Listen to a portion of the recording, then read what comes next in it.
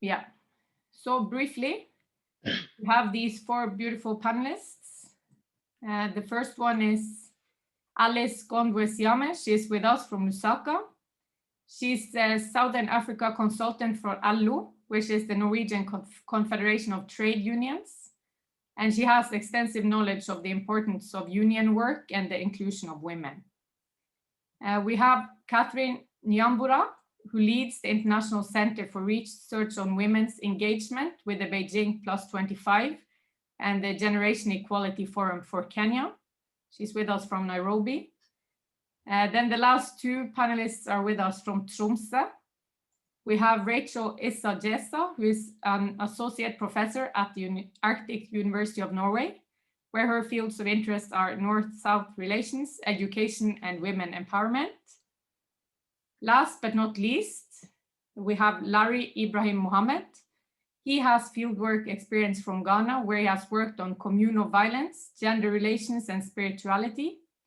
He wrote his master thesis on witch camps, which focused on women, alienation, and belonging in northern Ghana. So as you can see, we'll get very many different and interesting perspectives here in the presentations. So I think we'll just say welcome to the first panelist out, which is Rachel. Thank you. Thank you. And thank you for inviting me to this event and for creating this opportunity to share with you some of my experiences and reflection on gender equality in African countries. I'm Rachel Issa Jessa. I'm originally from Cameroon, but I have been living in Tromsø, Norway, these last 3 decades. I'm an anthropologist by education, and I'm working at the University of Tromsø, focusing on capacity building, awareness raising in education, especially for students from Africa, a continent that needs skilled young people for its reconstruction. I'm happy that we represent different regions in Africa, and I will concentrate my talk on Cameroon regarding this issue of gender equality. I will first share my experiences regarding gender relation, and then I will talk about Cameroon's commitment to gender equality, some examples. And by the end of my talk, I will talk about education and training of women as one of the strategies of the empowerment of women. I was born as second child in a small African family in northern Cameroon with an elder brother and a younger sister. The journey to understand the unequal treatment girls and women are subjected to started early in my young age. The journey brought me to Norway, where I continue to work on this issue of gender equality and for the betterment of girls and women's situations through my academic career. To the topic of this webinar, asking if we are moving away or toward gender equality in African countries, I'm tempted to say yes and no. Additional questions to my answer are: what has already been acquired regarding gender equality? How can we know that what has been acquired will remain? And what remains to be done? Gender equality's issues is not a pandemic for which we can hope that when a vaccine is discovered, the problem will be eradicated. The issue is of another nature. It is about a relation, something that is taking place continuously at any time, something we are dealing with in everyday situation, and that requires continuous awareness from the part of those involved in interaction. There is still a lot to be done regarding gender equality. Let me tell you this story of mine. I was born in 1965, many years before the Bejing Declaration. As a child, my mother used to say, "I want my daughters to have a doctorate grade. Then They will not be oppressed by men. They will not experience the same situations like hers. This woman did what she could do to make sure that her daughters got higher education and be prevented from being oppressed. But the same woman who sacrificed her life to support us on the path of higher education was also the one to reproduce social norms, practices, and tradition she was fighting against. She transmitted norms, traditions, where as women, we are brought to be submissive, to constantly see ourselves in relation to men. We are a product of girls' education at home. Which skills are then needed to better deal with gender relations? By sending us to school, is literacy enough to develop these skills? Whatever trainings, then the ability to read and count are needed for an equal treatment of girls and women. Many African countries have set up national gender policy for emancipation of women. However, that process seems to vary from country to country. There are obstacles that blocks the implementation of the gender policy and negatively affects its social appropriation.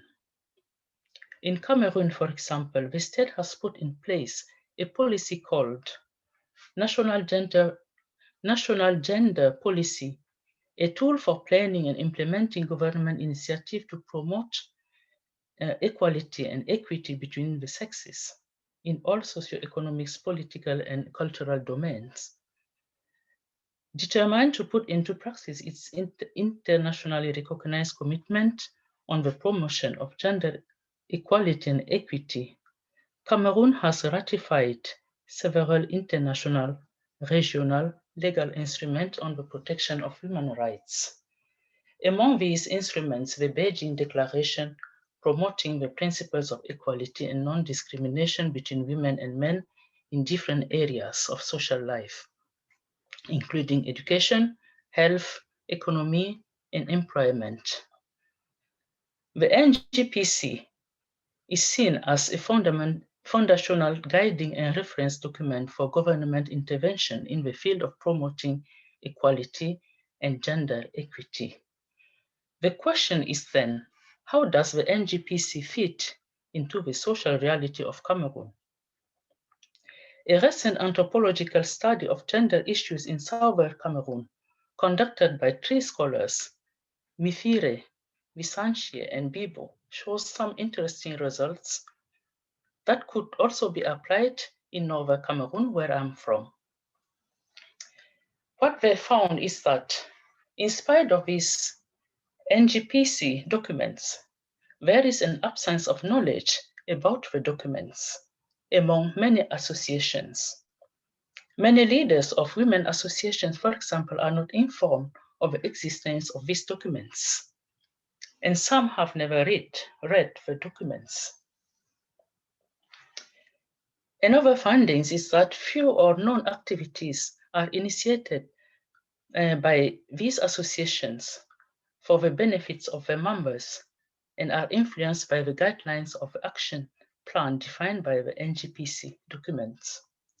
And there are a long list of findings, but I will stop there. This reality could be explained by the fact that the associative culture of Cameroon is more focused in the struggle for daily life. The daily life struggle is so worrying and hard that the intellectual, political projects and sites become inadequate. The celebration of March 8 is an example of that. Everything indicates that this is the only day when the majority of women in Cameroon recall that there is one day in the year which has been devoted to women. Although they know very little about what the day signifies, many of them view that day as simple Women's Day rather than a true international day for women's rights. These findings raises many questions. What strategies are set up for the dissemination of the NGPC by the state services or the government? How could the government successfully implement its programs and its national policies if groups and targeted population of importance are not known or are disregarded? In Cameroon, also, associative life is overwhelmingly female. Then the question is, what is the relation that is established between departments and government services and associative groups? And what are the consequences with the lack of close relation with policy makers?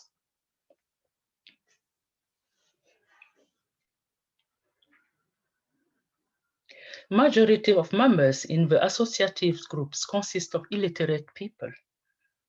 How will they know about and understand the NGPC? And even though many of these women in the groups, in the associative groups, are dynamic and committed, they are insufficiently educated to be able to participate in such politic to adopt so as to interpret it according to the realities of their daily life. By taking into consideration the above-mentioned challenges, the dynamics in which the national gender policy of Cameroon is embedded does not guarantee the social appropriation of its implementation. What we can conclude is that the process that accompany the development of public policies regarding NGPC could be an obstacle in their understanding, their appropriation, and their vulgarization. And for this situation to change so that the benefit of NGPC reach women and men for all backgrounds, it would be appropriate to take maybe a renewed commitment for promoting NGPC among associative groups or the grassroots. And this will favor a meaningful understanding of gender equality issues and equity rights, which the message is most often misunderstood and misrepresented among the population. A better interpretation of NGPC according to the realities of life of men and women, and in culturally appropriate strategies to the implementation of NGPC programs. Thinking about my mother's, to conclude, my mother's investment on education for her daughters, I can say that she was partly right to believe that education will prevent her daughters from male oppression. But this is just a little step in the process of finding solution to the issue of gender equality. Even though there is no straight link between education and gender equality, I can say that education is a powerful weapon which can be used to change women's situation. Education in this sense is not the learning of facts, but the training of the minds to think. Any educational efforts that does not provide women consciousness raising and participation, along with the necessary literacy skills, only serve to reinforce the existing structures of power, the domestic role of women,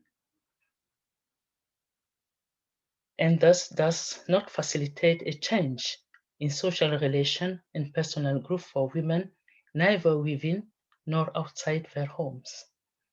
Empowerment is a process of awareness and capacity building, leading to greater participation, to greater decision making and control, and to transformative actions.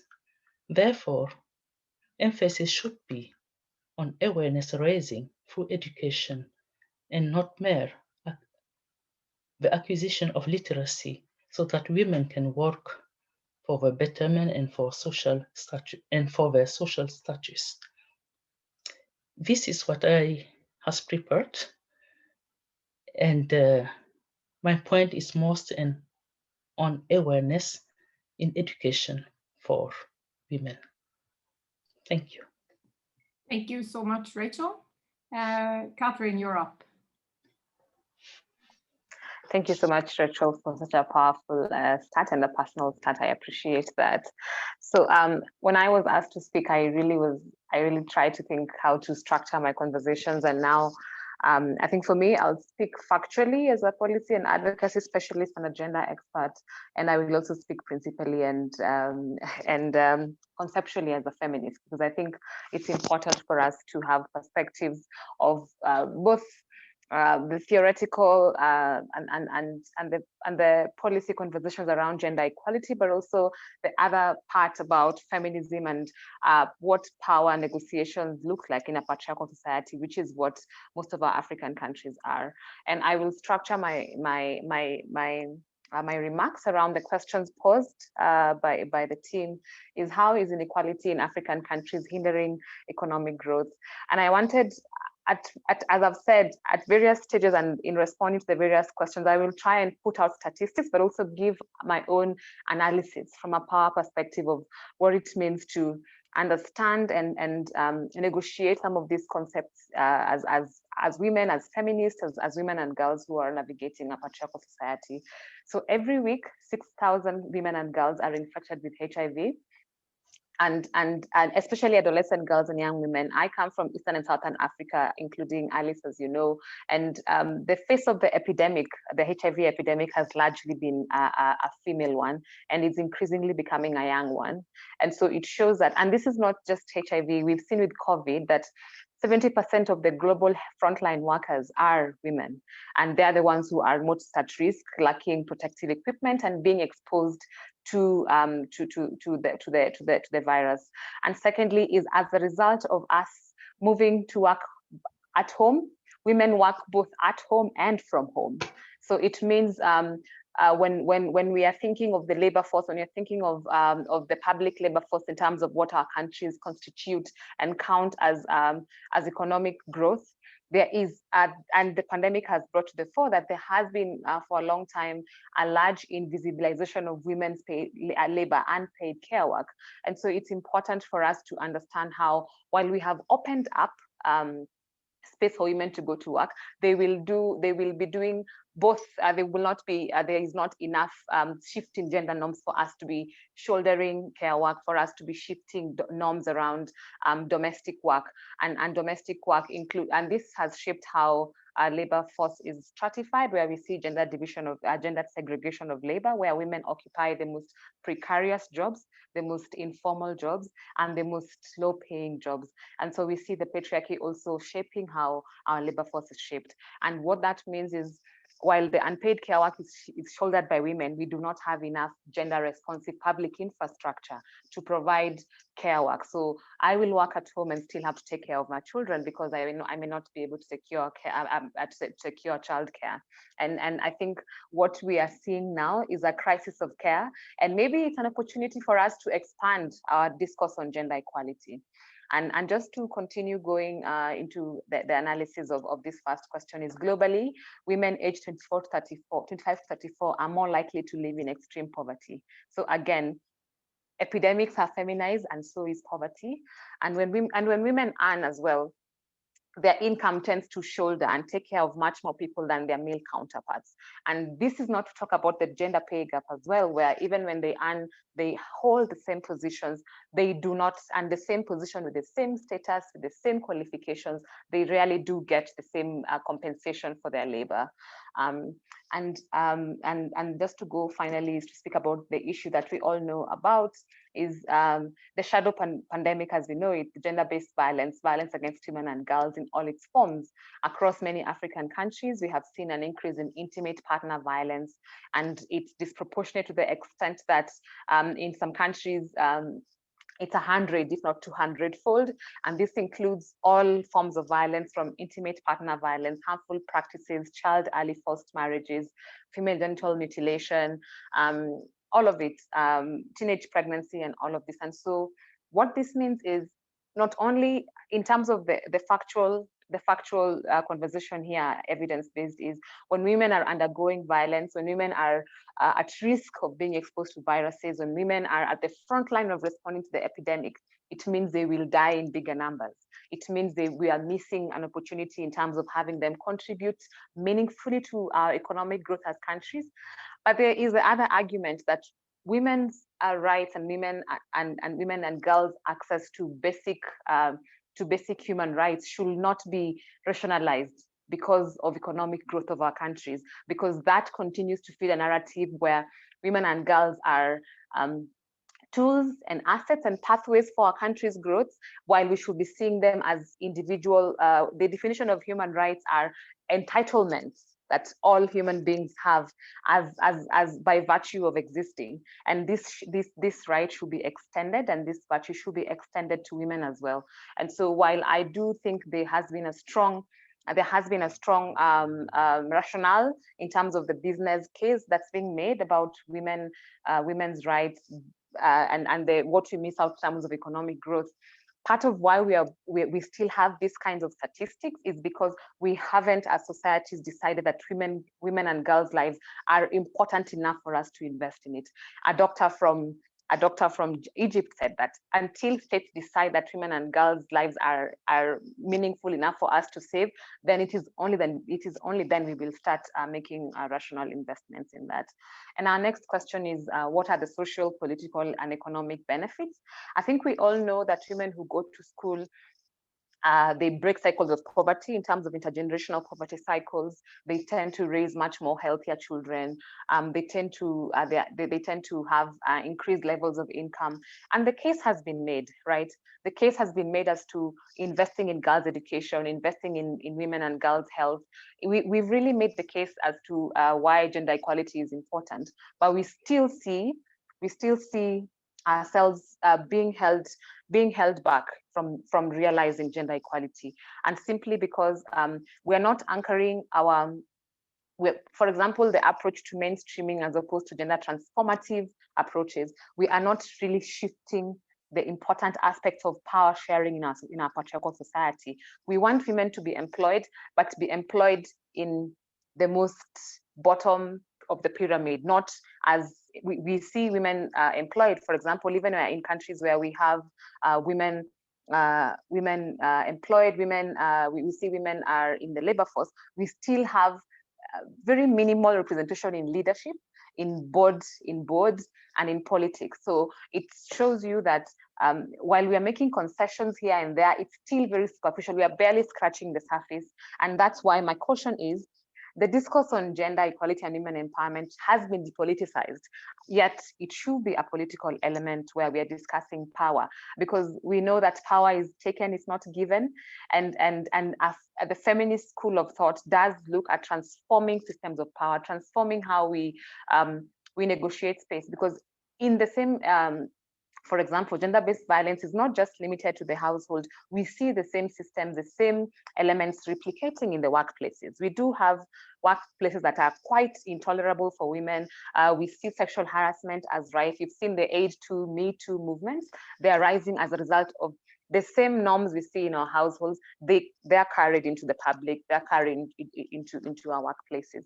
And so it's important for us to understand that, and there's the whole fight and shift between the instrumentalist arguments and the human rights-based approaches, and that feminists push for. So I think it's important for us to be grounded on that, because we shouldn't see women as tools of production, as consumers, or as means for us to achieve economic growth, but as I've said before, rather as human beings with agency, voice, and voice that should not just be having economic empowerment of rearing chickens and selling, being stuck in microfinance, and as we've seen, which are the popular elements of gender equality. And for us to count growth, we should have them discussing macroeconomic policies, because this is where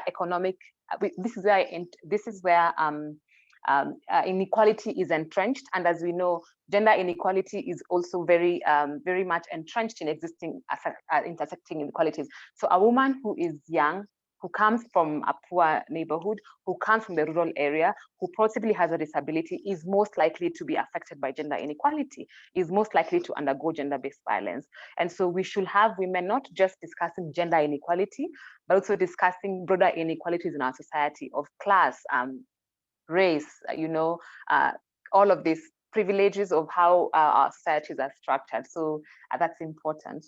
And the other point about, is there a Pan-African feminist movement working to ensure gender equality?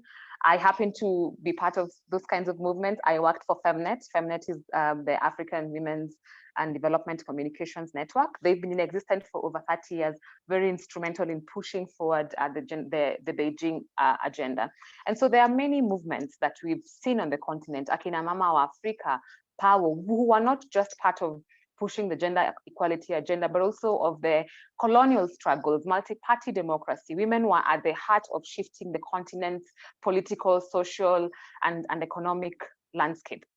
The difference between then and now is two things. One is all movements, as we've seen, economic movements, social movements, have been projectized, NGOized, and professionalized. That's a good thing and a bad thing, because what this ends up doing, it shifts the structure as we know it of social movements. And so the movements end up, we end up fragmenting women's lives. We discuss economic empowerment separate from health, separate from other aspects of livelihood, separate from, so it becomes project by project. And that misses the intersecting and multiple ways in which we live our lives, because you're discussing one person, but you're breaking them down in small pieces. The access to contraception, the access to HIV services, the access to livelihood, and not having the people who are programming around these elements in the same room. And so that has stalled the movement building element of feminism. And it's not just feminist movements, labor unions and others. So I think that has shifted the movement. It's led to silos. It has led to fragmentation, and also it has weakened the negotiating power of these kinds of movements. And secondly is across the continent, we are seeing an increasing wave of shrinking civic space. So we have seen a threat to democracy in many African countries. It has also led to shrinking civic spaces where there is much more hostility to movements and women's movement who are working on what will be seen as radical rights. So while I was thinking about the polite rights, economic rights, social rights, we don't want to discuss women's reproductive rights, abortion rights, sexual rights. Women do not exist in gender binaries. We do have women across the gender spectrum. And so we want to discuss women in polite terms, in a way that does not shift the patriarchal gender binary. And we do see this as, we do see that those kinds of organizations who are seen as too radical, not getting registered, not getting recognized by the government, and not getting funding or visibility. And also the ones who are working on governance and pushing for radical reforms, they also don't get registered, or they get their registrations revoked where they exist. And I think that that threat has affected women human rights defenders more. Their lives are at risk, particularly frontline feminist activists. And it's important for us to see how that threatens movement building. And so I think my next point was, many African countries, they have legislation in place, but it's not being implemented. We know that we have, as Rachel has said, we have ratified multiple policies across nationally, regionally, and globally. However, what we lack is strong institutional frameworks for gender equality, which is one of the critical areas of concern for Beijing. What people call gender machineries, they were not grounded in the right frameworks in the country. Where they exist, though, they are not funded. So recently, and I'll refer you, and I've written all of this in an article I'm glad to share after this. We've seen in all government spending, only 1% of our governments goes to gender machineries. Only 1% of aid to gender equality goes to women's rights movements themselves. So what happens is the architecture absorbs all the money, and we do not get the actual funding going to the ones who are at the front line. So it's important for us to think of how lack of strong institutional framework is inhibiting accountability. And then secondly is, where legislation exists, the top-bottom approach hasn't worked, in the sense that, I'll give you an example and a case in point for Kenya. We have had an anti-FGM policy for almost 19 years now. However, we've only had 3 successful prosecutions, even though every often when schools are closed, we have a surge of FGM cases. And what we've also seen is some of the issues we've legislated on, they have evolved. So the FGM as we knew it a few years ago, it's changed. In terms of now, there's more medicalization of FGM. We talked about FGM being harmful, so people are taking their girls to hospitals to undergo FGM. We've seen people leveraging loopholes in legal loopholes to leverage cross-border travel, to take girls, travel from the UK to have girls circumcised in Somalia, or travel from Nairobi, from Kenya to Tanzania. And we've seen that happening as people become clever. And also we've seen people hiding behind customary law to justify child marriage. We've seen a shift from circumcising younger girls to older women saying they have agency. So the law as we know it needs to be evolving and responsive to culture, and it needs to be responsive to realities of communities. And so we need to have laws that are consulted, are a reflection of how communities live their lives. And then the other point is we do not have gender data. It's a gross structural gap where even when we have policies, we don't have we don't have the actual translation of how issues exist. So we don't count women. We don't reflect them. Most women are largely, for a long time, were largely unaccounted for in public databases. So it means even if we have a good law in place, we don't know where to reach the women. The land registry don't have women reflected. The girls who are born in rural communities don't get registered. So how do you track them in terms of accessing basic amenities and social services? And just to close is, can there be sustainability in Africa without gender equality? Of course not. And however, I want to also think that I don't think the answer is a straight yes or no. I wanted to be clear in the sense that even the framework we know today of sustainable development, there's a lot of footprint and influence of African thought leaders. For example, the role that Salif Johnson, president, played in helping the world get to the SDGs as part of the high-level panel. And so this means that, and even the role of feminist movements in negotiating for a goal 5, gender equality in the SDGs framework. So there has been a lot of efforts to move the gender agenda from just a siloed conversation to a mainstream one.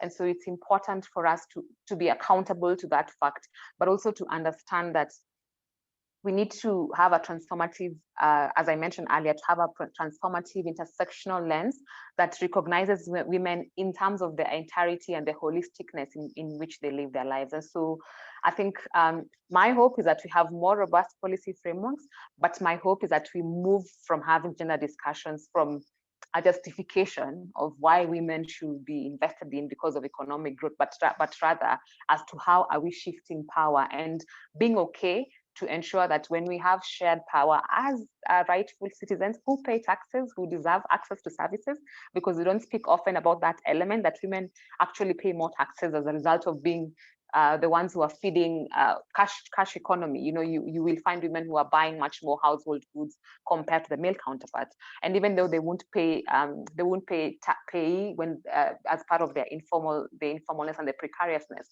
they are taxed more when they sell at the roadside or the kiosk compared to those people who are formally taxed by the government. So there are many arguments to make, but I'll stop there.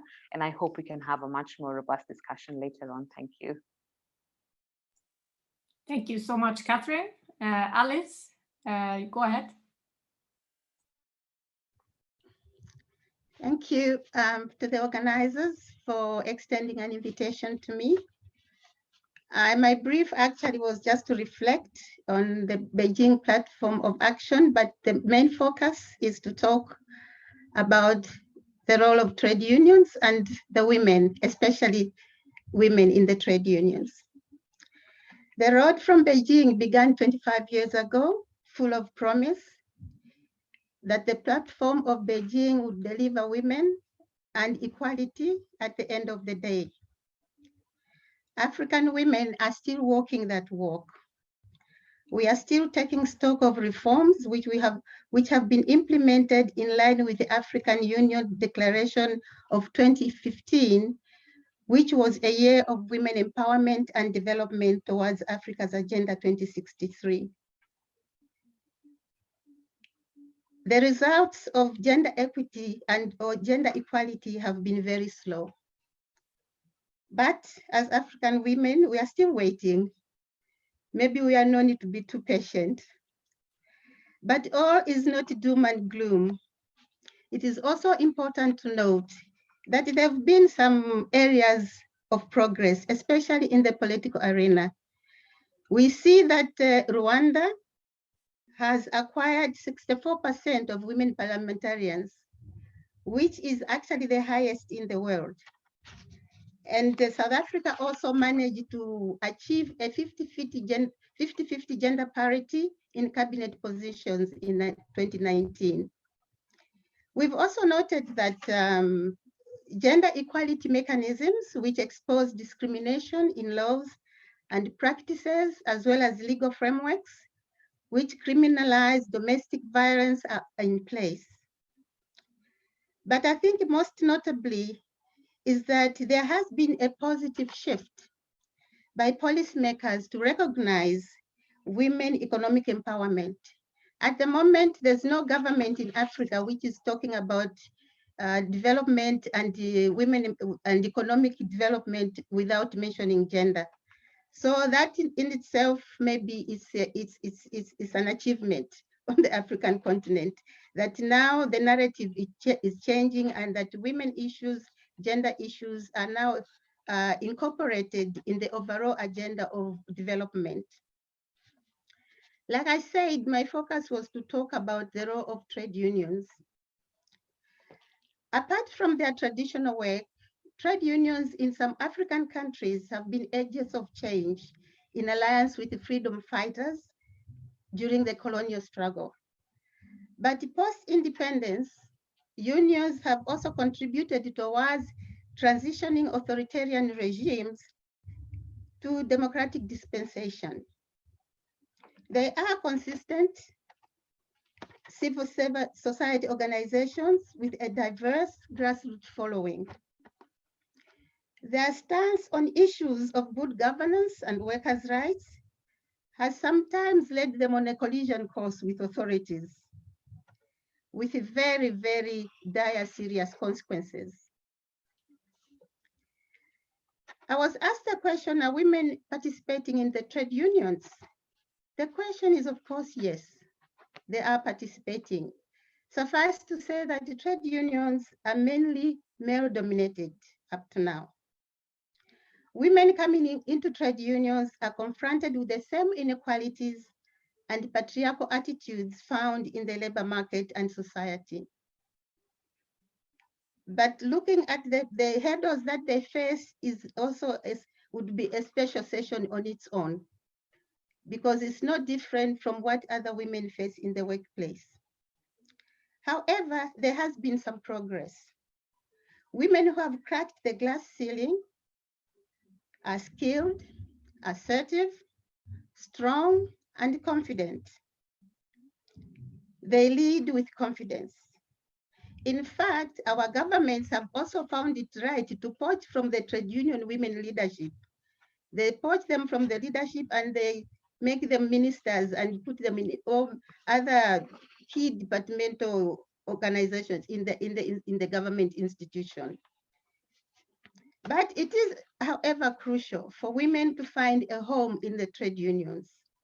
Much as it is male-dominated, they must take responsibility for transforming the workplace into a safe space of equality, fighting against patriarchal attitudes, enhancing women representation in decision-making, and ensuring that women's rights are upheld. Only women know best how to articulate issues which affect them. It is therefore important they need to sit on the negotiation table. This is what unions have been fighting for, the women, to educate women and make sure that they participate in trade unions' decision-making processes, as well as negotiations, which are key to their welfare and improving their welfare in the workplace. So far, they are doing a good job in influencing amendment of gender-blind constitutions. They've developed gender policies which guide unions to apply gender lenses in all trade union work.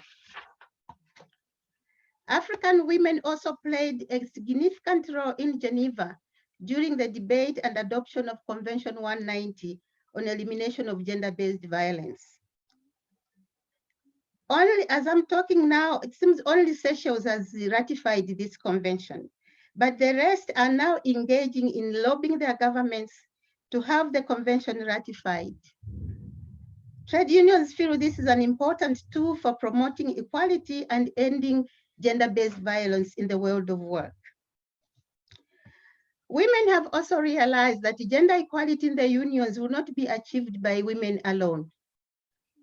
They have therefore embarked on training what they call male gender champions.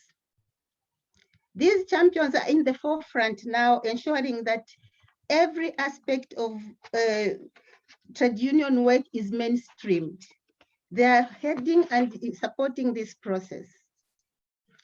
In order to accelerate gender mainstreaming and the election of women into decision-making positions, ELO Norway has carried out gender audits among some partner countries, which are going to guide the implementation process.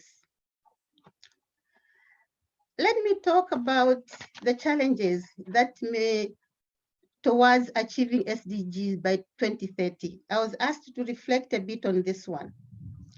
I note that the COVID-19 pandemic is the most disruptive, whose consequences are reversing gains made on gender equality. It has amplified the women burdens as front runners, as a face of every African pandemic. Women are the face of every African pandemic, be it HIV/AIDS, be it Ebola. I think Catherine and Rachel have referred to that. I also note that declarations made by governments do not match their actions.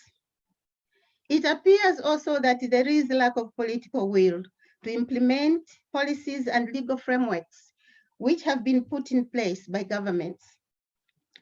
I feel that governments should prioritize women issues in the labor market, paying attention to equal treatment, equal employment opportunities, as well as creating an enabling environment by paying attention to their triple roles as producers, as caregivers, and that role of motherhood. I think Catherine referred to the legal system. I find that the dual legal system in many African countries is a barrier to achieving SDGs.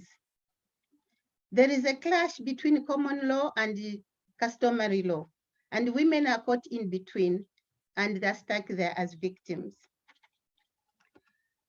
Discrimination is also deeply rooted in culture and tradition.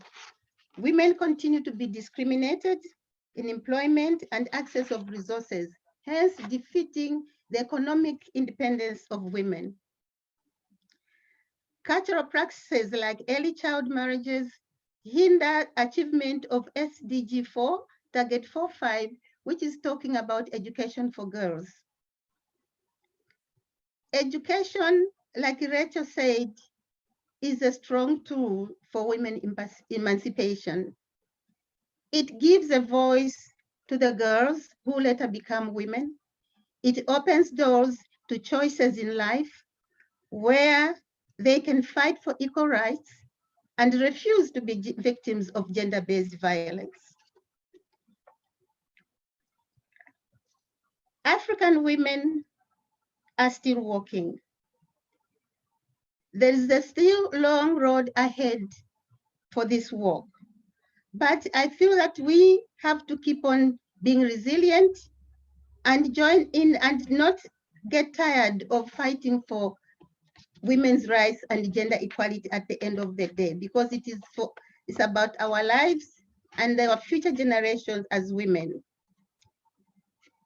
Like the whiskey advert of Johnny Walker, I'm saying women should keep working. The struggle continues, a luta continua. We have to keep working. Tusen tack. Thank you so much, Alice. Those were strong last words. And over to the last panelist today, Larry, go ahead. Just to let you know, the audience, just write down your questions in the chat. I see we have already received one question. We'll go to that when all the panelists have finished their presentations. Yeah, go ahead, Larry. Thank you very much, and good evening to everyone watching us today. I'd like to say thank you also to Rachel, to Alex, and to Catherine, listening to their perspective. And as the only man on this platform, I find most of the things that they've said really revealing. Today, I'm going to give a very short presentation. I want to talk as a man who has enjoyed some form of male privilege. At the same time, I want to reflect on the situation in Ghana in terms of gender activism and gender roles, as well as the rights of women. So growing up, I have really complex understanding of gender roles and duties. I was in a family where I've seen my mother go out on a daily basis and come out and contribute to economic life of our family, towards the sustenance of our family. And at the same time, I have witnessed and seen my sisters do more than I do at home. So I was kind of sandwiched between two sisters, one elderly and one younger one. And so that prevented me from doing some kind of work at home that earned me that privilege. But within some time, when my sister had to leave home, I found myself at the other end of the road, struggling, and only to understand the kind of stress that she had to go through as a girl child. And so I think that all of us should start thinking critically about our lives. What kind of reflexivity do we have in terms of our privileges? Do we really think about this, or we take them for granted? And so it makes me envision a future for my girls that is above discrimination, or a society that is fair and free and equitable for all. So this said, well, we talk about Bejing Conference, 25 years after Bejing Conference. So what is it after Bejing Conference? It's something that really prickles my mind, but we don't have so much time. But I want to say that the 12th plan of action that came out after the Bejing Conference, we talked about women in poverty, we talked about women in health, women in media, and so on. I think that we need to use this as our yardstick to judge how far we have come in this struggle for women equality. But I want to focus on two of this, political progress, and then the discussion about human rights. I mean, why would I want to focus on political progress? Our first president of Ghana, Dr. Kwame Nkrumah, said that, he said, "Seek ye the political kingdom, and everything else shall be added to it."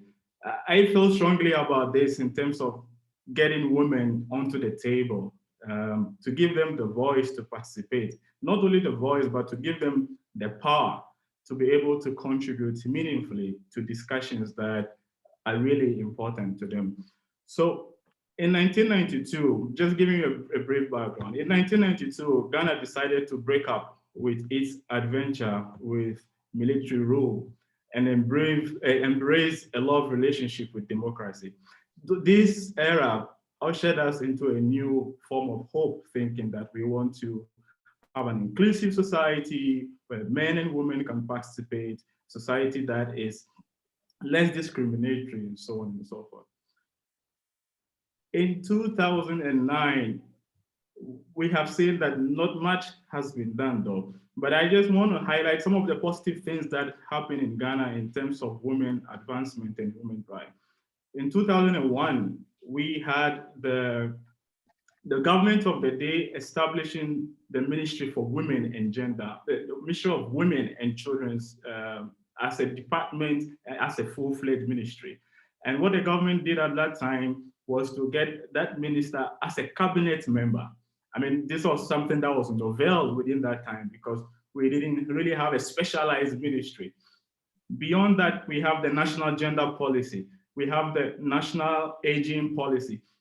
We have a lot of other initiatives by the government that are intended to fuel or to increase the rights of women in Ghana. One of the most critical or most important to mention is the Domestic Violence Act, which has been passed to ensure that men who who rape women, men who abuse women, are really dealt with. And there's a lot of specialized courts that give serious attention to some of these cases. And I think that these are things that we should pat ourselves in the back and show that it's a work in progress. But as we have done more, there is still more to be done. Rachel said that the issue about gender equality is not like a pandemic that we have a vaccine and you just take a vaccine and it ends. And Madam Alice also said that we keep walking. It shows that the task ahead is big and we have a lot of work that is ahead of us.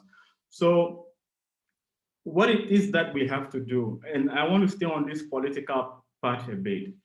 In 2009, IEA, one of the civil society groups in Ghana, had a meeting with political parties. And the agenda of this meeting was to give more women the opportunity and the chance to be in government by standing and contesting for positions as members of parliament. And within Africa, Ghana is doing really poorly in terms of women representation. We're doing at that time 10.9% of women representation at the national level, where the average in Africa was around 22.3.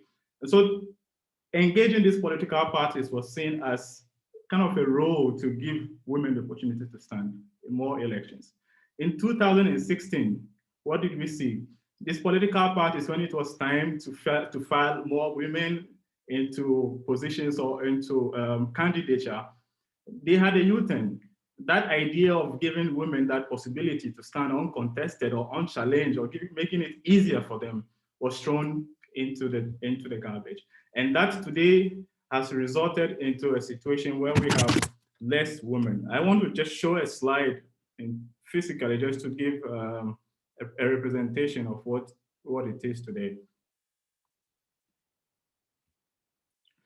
So this is how the Parliament of Ghana is looking at right now. I hope everyone can see my screen.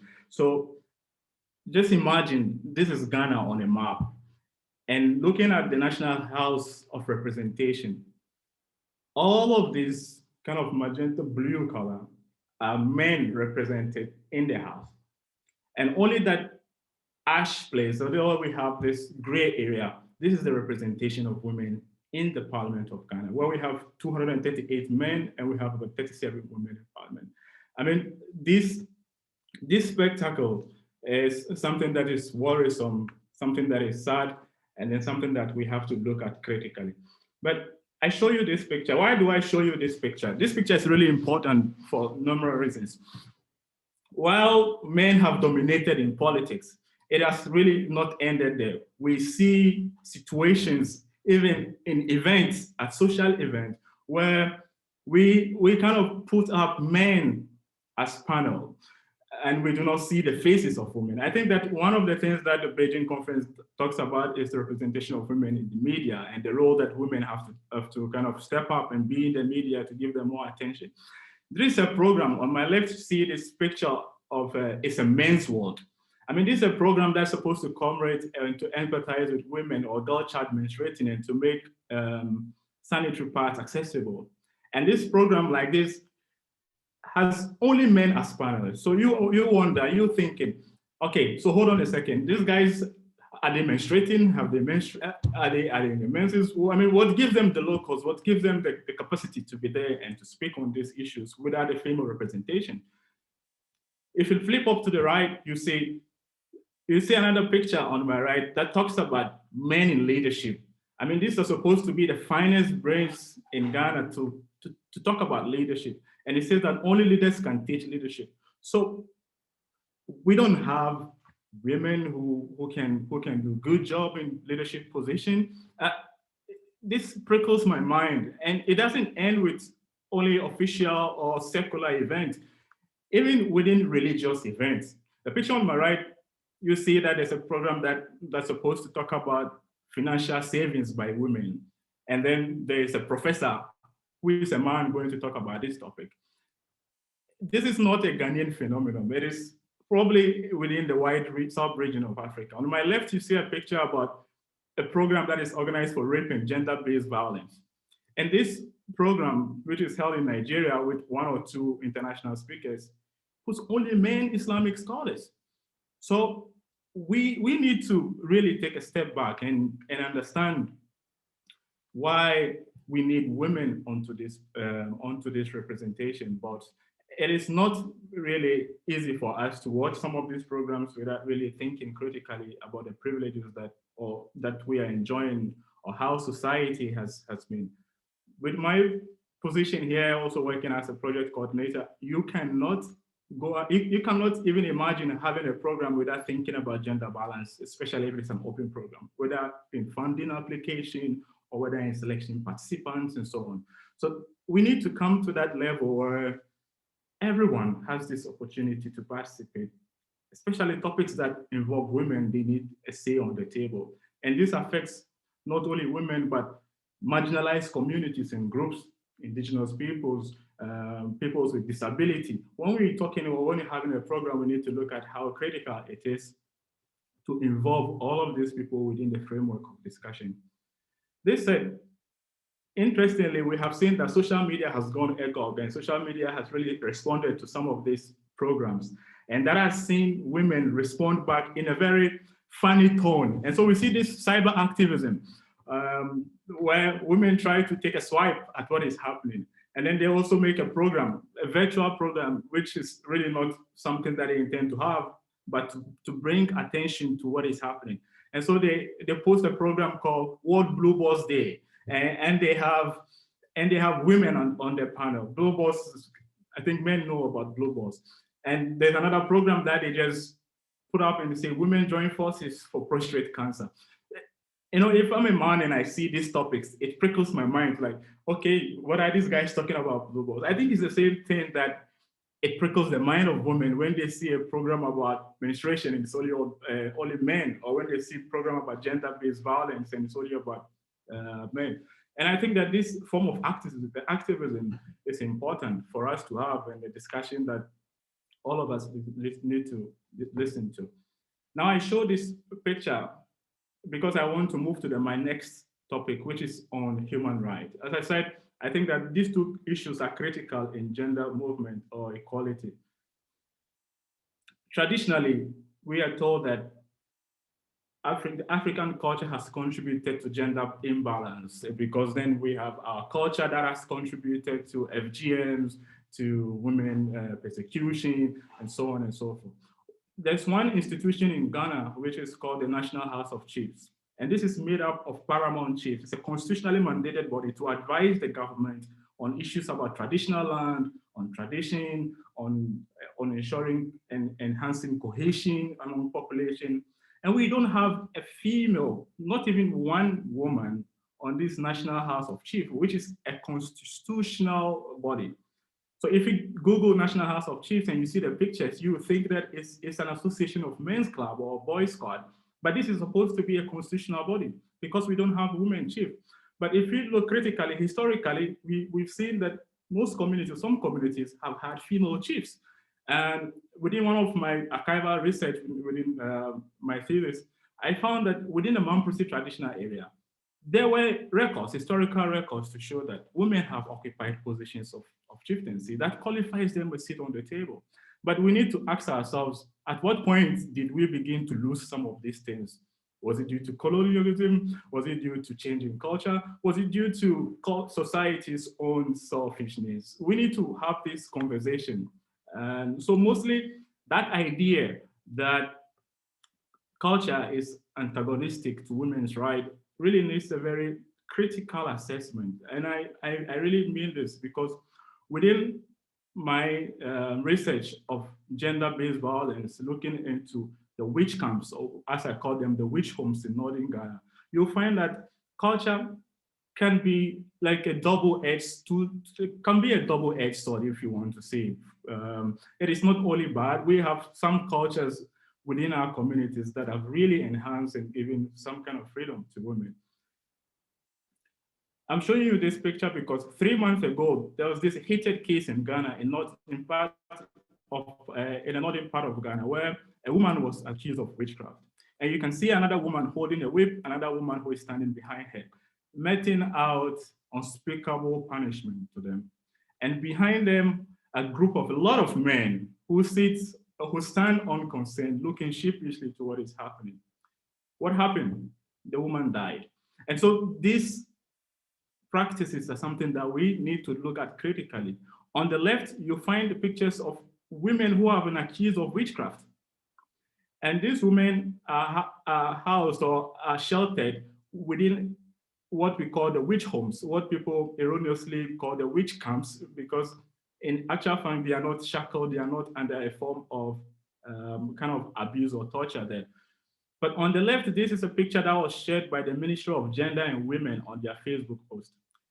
They have gone there to talk to them about election and to kind of give them some kind of goodies. But I'm showing this dichotomy to see that within Ghana or within Northern Ghana, there's a society that has established processes of dealing with accusation of witchcraft, of dealing with testing, of dealing with how to home or house people or women who have been marginalized or have been chased out of their communities.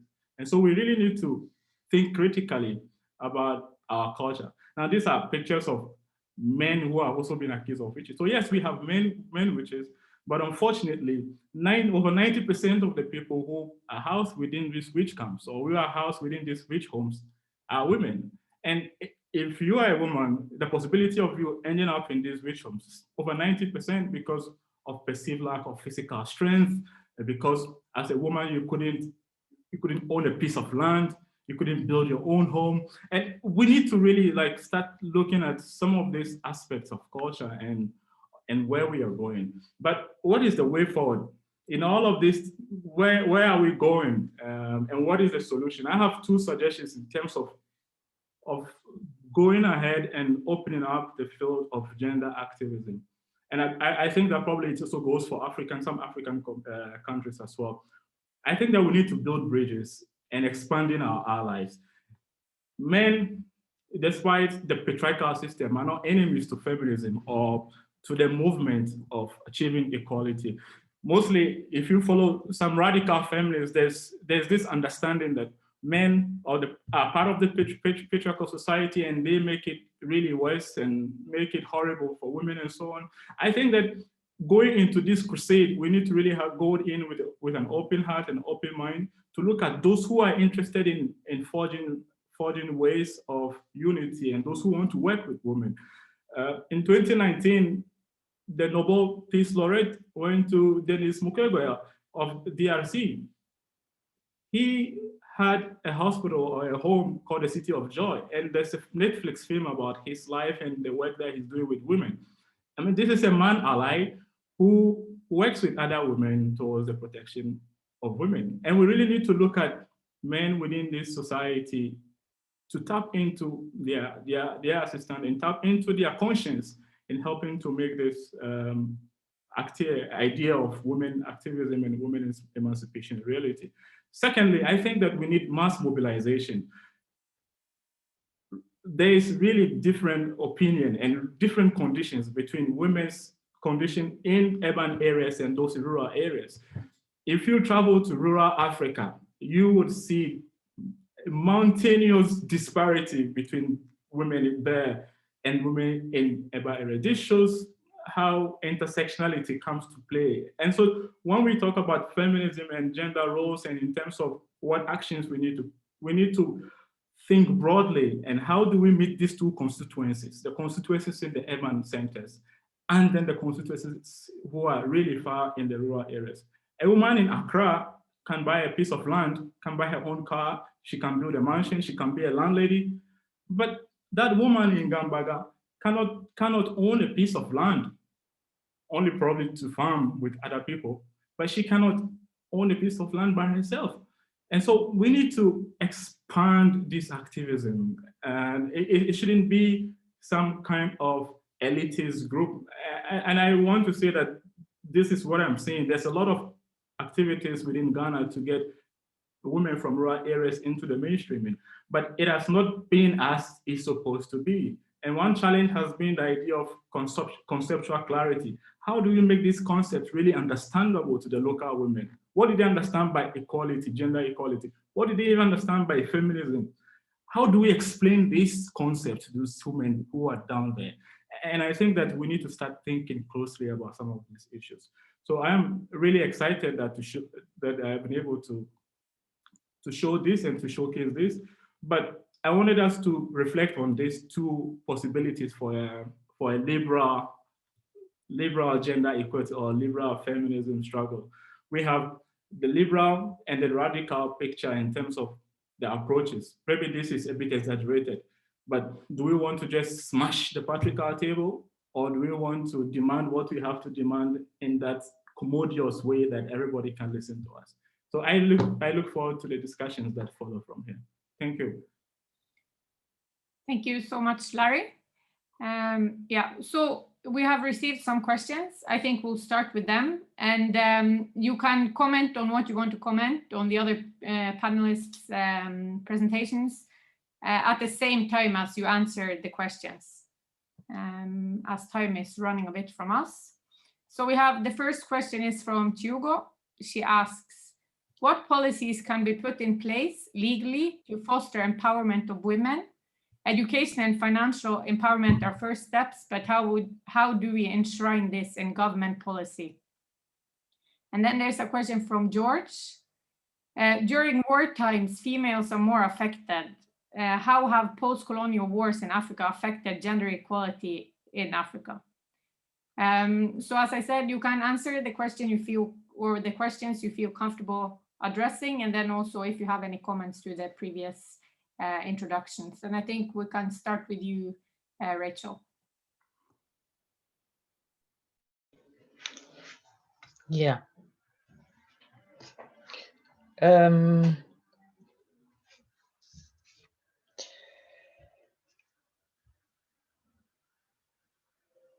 Difficult questions. I don't know how to, yeah.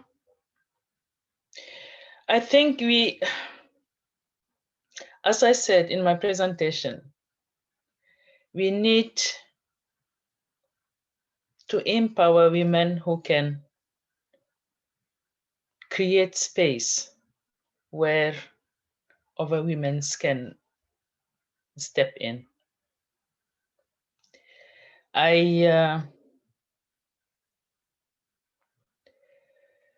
It cannot be given. Power cannot be given, but power should be taken. This is my position. And I think even though you give power, maybe if you give power to women, if they are not conscious about it, it will not be used in a properly way. So, as I said, and I don't know, maybe others, Alice or Ibrahim, you have, maybe if you comment, I will come back to that, please. Thank you. Catherine. I will, thank you so much for the questions. I will start by responding to the second question and making a few comments on the presentations. In terms of the post-colonial wars that are existing in many African countries, we know that fragile states do have much more dire states when it comes to gender inequality. And as it happens to be the 25th anniversary of Beijing, it is also the 20th anniversary of the Security Council, UN Security Council resolution on 1325.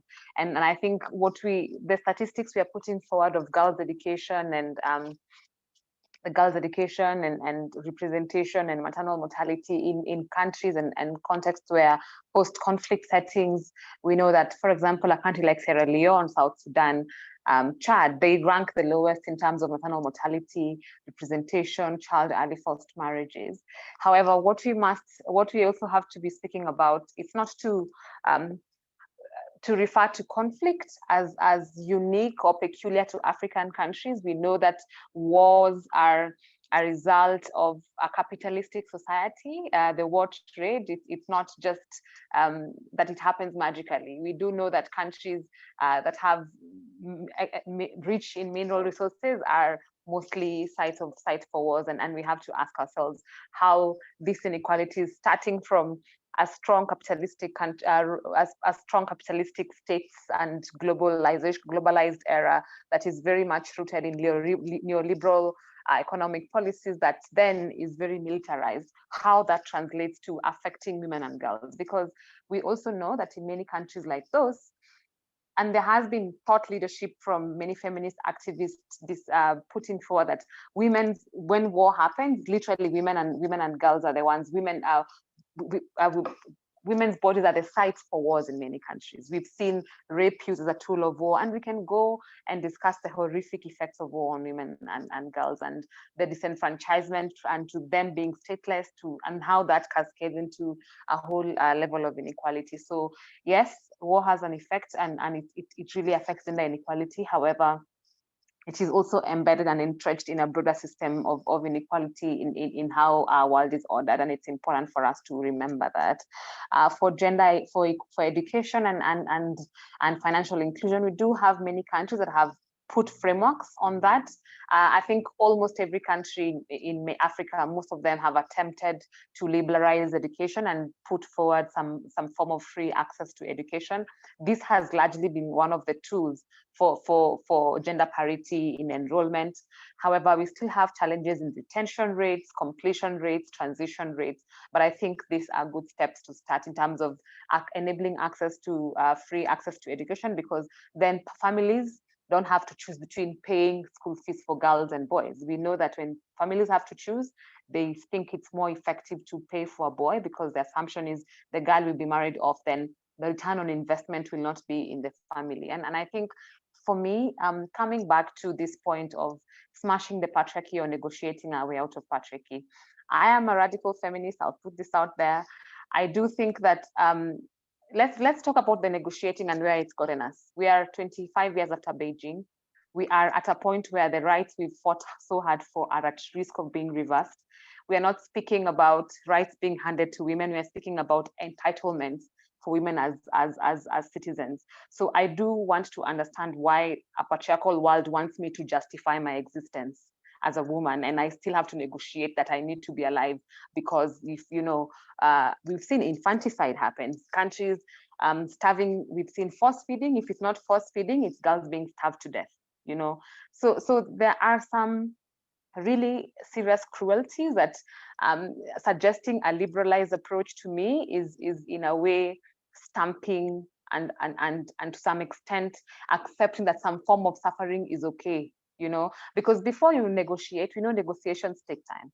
And by the time you get to a point where we have a point of agreement, and I know I'm not saying that it's completely, it's one way or another, but we have to agree that some of these rights are non-negotiable. Human rights are human rights for everyone. And so to attempt to say that women have to wait 25 more years, how long? 100 more years, 200? At this rate of progress, UN Women says it will take us 85 years to just achieve parity in representation. So women have to wait for 85 years. I mean, that to me is unjustifiable. And it's also just, it's a way, it's what has led to this women make strides. They look like they're good strides, but they're not good strides. Because if you look at these layers of entrenchment of parity, we still have the invisible hands of women who are represented sometimes don't have voice, because who says, and then I've had language when you talk about negotiating, like, let's allow women, let's give women. So who said this power is yours to give? What gives you the power to allow women and girls? These kinds of power, these kinds of language for me entrench the serious power imbalances, because the de facto assumption is that the man is the universal human, and then the women have to accept some level of secondariness. And this is the point where I would want for us to agree that I think the starting point is a point where we agree that basic human decency is not negotiable for women and girls. And if women are not asking for anything unreasonable, and they shouldn't be asking in the first instance. And I think the only point I agree with you, Larry, is on some of the erasures of the good practices in African countries, where as a result of inheriting patriarchal colonial structures, we did also inherit a lot of patriarchy as part of that, because we didn't have a lot of stock taking of how our societies were egalitarian, and there has been anthropologists who've tried to bring out the matriarchal societies in your country, Ghana, in my country, for example. I don't have a male name. My surname is my mother's name, and we do have cultures that do have those kind of practices, but they're not as visible, because the assumption is African cultures are blanketly patriarchal, and that's not a true representation of our culture. So I think there are some points I disagree with, and there are some points that we can talk about in terms of progressive realization. But I completely think that I'll stop there at this time. Yeah, if I can quickly take a bite on this from your. Just very briefly. Yeah. And to also answer the questions that was asked from Chigo Agaji. Okay, first, let me just talk about Gojo Agaji's question. One, I think that Africa has most of these legal instruments that have been ratified. Only that some within African context are yet probably to pass gender or female kind of positive activism or positive discrimination laws. In Ghana, we've been crying for the past 8 years to get these positive discrimination laws passed in favor of women. And the Parliament of Ghana has been playing a lot of games with this, partly because, as I said, less women, they may not know the significance of this. But I think that election has proven to be the antidote of African leaders. Why do I say this? Within this COVID, we've seen in Ghana that water has been made free of charge as a utility. Electricity has like a 50% reduction. So our African leaders understand election and the consequences of losing election. So how do we get the mass majority of the unelected people to understand our activism? And that's why I think that getting the mass mobilization is key. And explaining to them concepts in a very logical, easy way to understand and demand what they need from these politicians. I showed a picture of politicians and some male wizards standing with some rubber bags in their hands of goodies that they would spend for just 3 days, and they go hungry for 4 years before the next election. We need to let these people know the issues so that when these politicians come to them every 4 years, they demand that this is what we want and this is our right. Just on Catherine, quickly, I think that with feminism, if we take a very, very strong stand on this, there's a possibility for isolating other women who share within this view, but are looking for a different trajectory. We have seen within academia, the context or the developments of post-colonial feminism or critical feminism, where post-colonial feminists have kind of accused mainstream feminists of sisterarchy, of placing some form of activism beyond others. Within Africa, we have women who are comfortable being cooks or being in the kitchen, but at the same time, they want a better life for their children.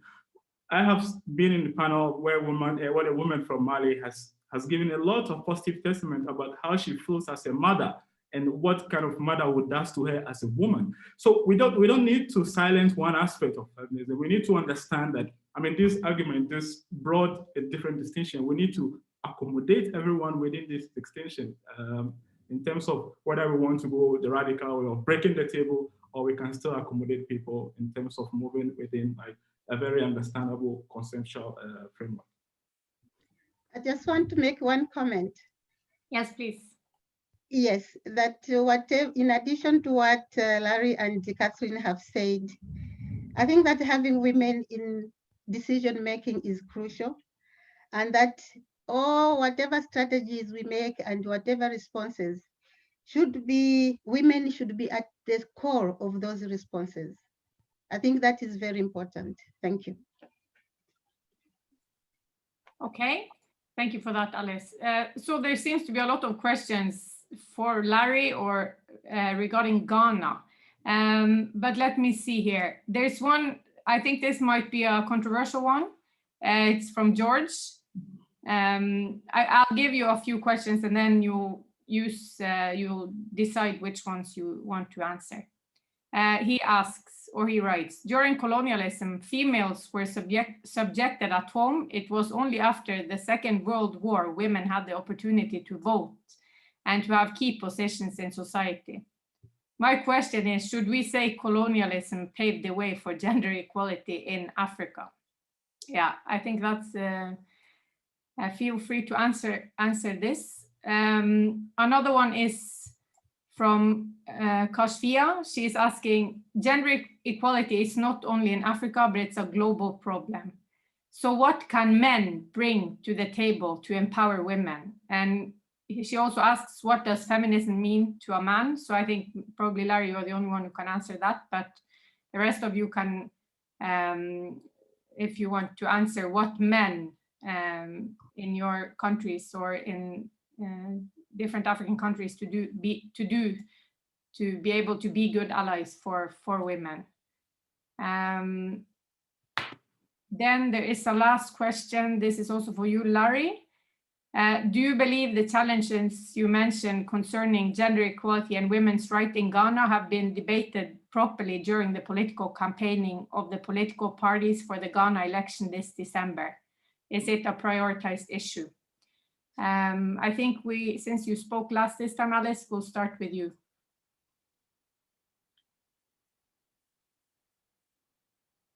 Alice, do you want to comment on any one of those questions?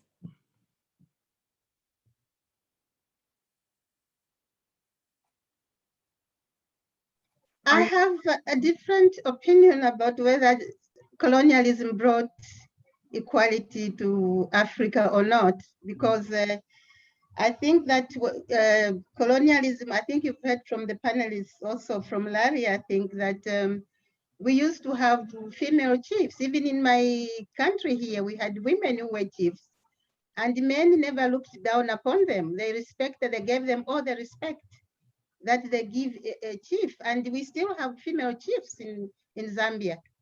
And they're given, they're accorded all the respect that they have. But I think when colonialism came, I think that's when there was this kind of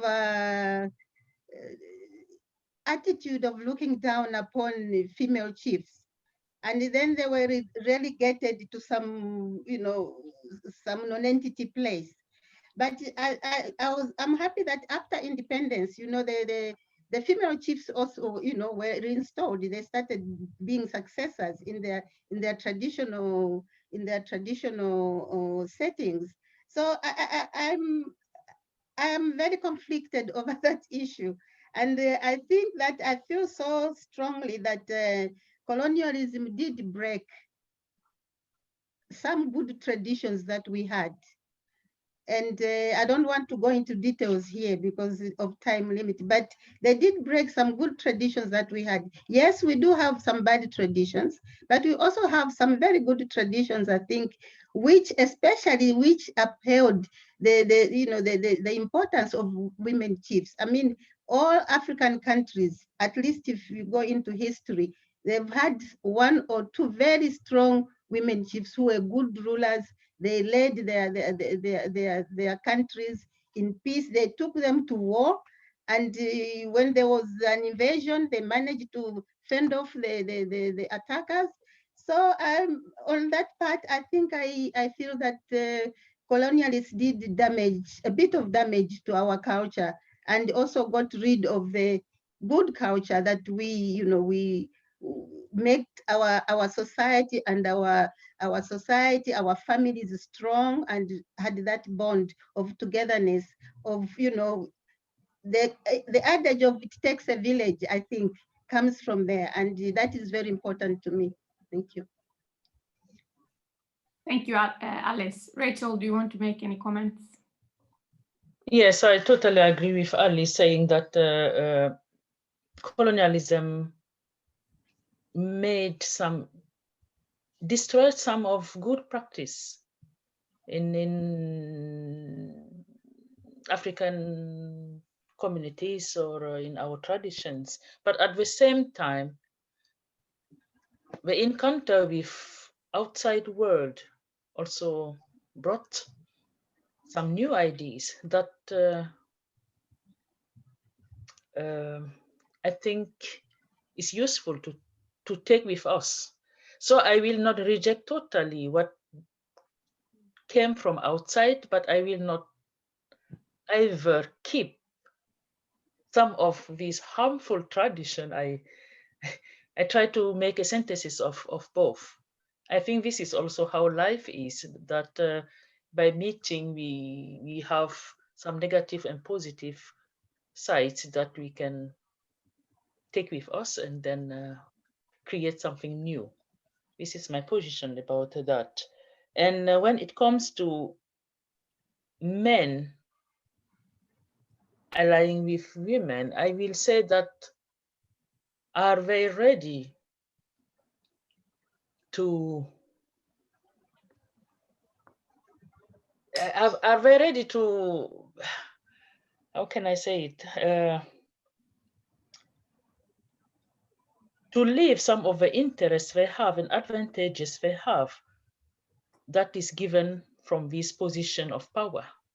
This is where the question is. I have been asking Ibrahim, asking him, if he believes that among the male, the pictures he showed, one can step aside and leave his position to a woman to take that position. This is where it is, and it is almost, I don't believe that it will happen. It will be very difficult, but I believe that we are equal, and by mobilizing and educating more female, and if they understand, we will get back the seats of a position that are ours. I will say. Yeah. Thank you for that, Rachel. Yeah, we have, Larry, got 2 minutes. Yeah, I mean, these questions are so much that it needs another program to answer all of them. But let me just quickly go on McDonald's question about whether women issue is prioritized in the election in Ghana coming up in 3 weeks.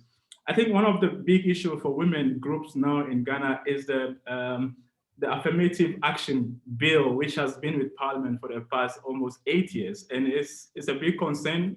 Groups like Abantu International, they are really pushing government as to whether the Parliament will do that before its tenure expires in 3 weeks is something that we are yet to see. But one of the biggest opposition party has appointed a female person as their running mate. And this is a big issue. For the first time, we have a female running mate for a big political party in Ghana. And I think that this is changing the dynamics in terms of women discussion and the movement of feminism in general. So we see how it goes. But by and large, this has not been a very big issue for other women. As I said, we still need to do this mass mobilization and to get everyone on the same page, or at least most people on the same page.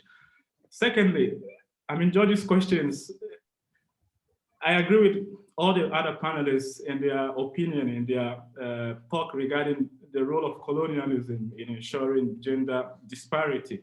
Indeed, there are numerous cases in Africa. If you go to Nigeria, we have the Aba Women's Riot, as it's called, this Aba Women's Revolution, when a group of women, market women, took arms and went up against the government for introducing taxes. In Yorubaland, we have what we call sitting on men. In pre-colonial days, a man does beat his wife, because then we had a culture where women would go and lampoon him, sing songs that makes him really shy to even come out. In pre-colonial Ghana, there were laws. There were in fact serious, stringent laws against men who rape women and even men who seduce women. So if we begin to go to pre-colonial Africa and revamp some of this tradition, we will see that colonialism has rather increased some of these disparities. How did we begin to elect people in Ghana? First, you had to be within the capitals of Cape Coast to be able to stand for a position. You had to have a certain amount of money or property before you can stand for a position to be in the National Assembly. So all these were introduced by the colonial government. It was not there before the British government. So it is a big topic that we will have to look at. As I said, there are a lot of positive and negatives, but it's time for us to go back and start investigating those good legacies that we had and we are not really implementing now. Thank you for that. Just to say, for you of you are very interested in the situation in Ghana and the elections, we're actually having a different event on that on December 2nd. So you'll find that on our Facebook page. For the last comment today, I think Catherine will be the last one who gets the word. Thank you so much. I wanted to echo the points about colonialism, and I just want to give examples. In Kenya, the first recorded resistance against colonial rule was by a woman chief, Kinjeketile Ngwale. And I think the misconception about colonialism and its supporting equality in Africa is basically because the books we read currently are written in the language of the colonial master. And so, for example, in my culture, we did have a female chief, but the depiction in the books is very demonizing of the chief. But that's because the translation of the literature is not in indigenous languages. The universal language to bring us together is English, and that English in itself was a tool of colonization. And so I think we also have to start thinking of what equality looks like in our languages, and start, as other folks have mentioned, how societies understood concepts of equality and others. And I think the other element is, when colonialism came, there was the augmentation of and the introduction of class privilege and race privilege and the hierarchy of human beings, with the white male Caucasian at the top. And so we did not just inherit inequality, but we also added other layers into our society. I think we had challenges with tribalism and tribal issues, but now we had an added layer of comparing Africa from, as Rachel has said, with an outside world. And I think the other thing we've seen, even now as feminist theory evolves, there has been a lot of erasure of African feminist contributions. So it is now that we start to see the introduction of the history in itself is a very male concept. And so we don't have enough representation of female figures, not because they don't exist, but because the academic knowledge as we know it is still anchored in a patriarchal world. And so it's important for us to decolonize some of these concepts as well. And just because I think Hildy had said that Larry is the most competent to speak about male involvement, he's speaking on a gender panel, so I think I'm equally competent to speak about male involvement. And I think for me, the subject I've written largely on, and I do think that Rachel was spot on in saying, in this element of male involvement, there has been a point where we tend to have false equivalences of male involvement to mean that we are also talking about a dichotomy of men and girls, or men and women, or boys and girls competing. That's not the point. The point we are discussing here is that women and girls are starting from a disadvantage. So the men who are coming to the table, are they willing to listen, willing to introspect? Are they willing to give up power and shift their thinking? Because what I have seen is sometimes male folks who come to the panels, they start mansplaining, they start taking up space, they start being reductionist in terms of some of the concepts, or dismissing feminist theory. So I think the point here is not whether male involvement is needed.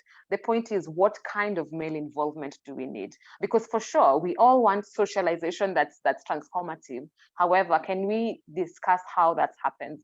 I would like to see male allies who are accountable to feminist analysis, who are accountable to the concept of shared power, because it's only when that happens that we will be able to have truly equal societies. Because I think the issue here is not whether we need men, but we need to have men who are able to say, I will step back and share my space. And not the ones who are happy to be on the microphone all the time, because that's what they're used to, that's a privilege they want. And so I think there are simple tools to this. But finally, is to say that I think even though I've been on the doom and gloom trajectory, there has been lots of progress. But we also need to, I think what I see is we need to be a bit more, we need to be quite hastening the progress, because right now what we are seeing is the quarter century of gender activism is now there's so much pushback as a result of patriarchal societies feeling like, oh, women have made so much progress. So we are seeing even much more worse than Beijing times. We are seeing much more increased incidents of femicides across the world. And we are seeing a wave of pushback in terms of introduction of new criminal laws that criminalize elements like teenage pregnancy. So I think we have to be cognizant of how the world is evolving and the kind of power dynamics we are seeing and how they're shifting our discourse on gender equality and women's rights. So thank you so much for this platform. And I do appreciate the discussion today. Thank you for those last words, Catherine. And I think it's we end on a positive note when you're saying there is a lot of progress happening. And as Alice said, we have to keep all women and men, good allies, have to keep walking. So thank you all for who came to listen to this conversation, and thank you to all the panelists. We have made a recording that will be available tomorrow. And have a good evening to you in Lusaka and in Nairobi and in Tromsø, and to all of us wherever you are. Thank you. Thank you, Hirt. Thank you, Catherine. And good Thank night. you, Rachel. Thank you, Larry. Thank you. Keep in touch. Thank you, everybody. Nice to Bye. meet you. Bye. Bye. Bye.